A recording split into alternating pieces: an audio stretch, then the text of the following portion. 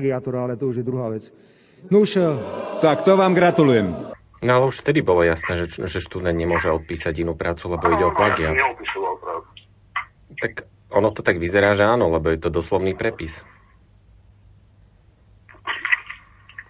Ale teda keď prejdeme k súčasným zákonom, tak vlastne v dnešnej dobe už aj je možné na základe takéhoto preverenia zhody a totožnosti prác s inou prácou vrátiť dobrovoľne titul.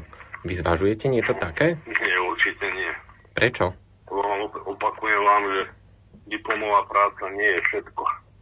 Chvíľu vysokoškolské vzdelanie štúdium nebolo nejaké moje prioritné, ale som rád, že za pomoci mojich kamarátov sa mi to podarilo dokončiť. Nevidím dôvod, prečo by som mal vrácať vysokoškolský titul, ak tak rozhodne moja alma mater, tak po jeden titul magisterský budem mať menej, nebudem mať dva, ale len jeden.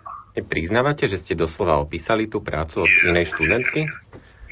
No ale to tak presne vyzerá. Nezdá sa vám, že je to plagiát podľa už len tej dikcie, ako má práca? Ja vám to môžem pokojne prečítať, ale ide o doslovný prepis. Nemyslím, že by to bol doslovný prepis alebo nejaký plagiát. Navyše v tom čase o plagiátstve sa vôbec nejakým spôsobom nehovorilo, alebo nebola to téma. Táto mi bola pridelená.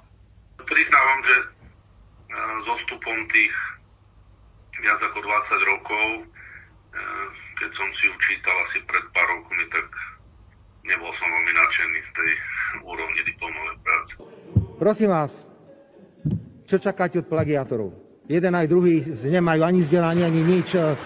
Tak niekto si vykladá rokovací poriadok. Čo čakáme od mafiánov, že pán Fico? Prosím? Čo čakáme od mafiánov, že?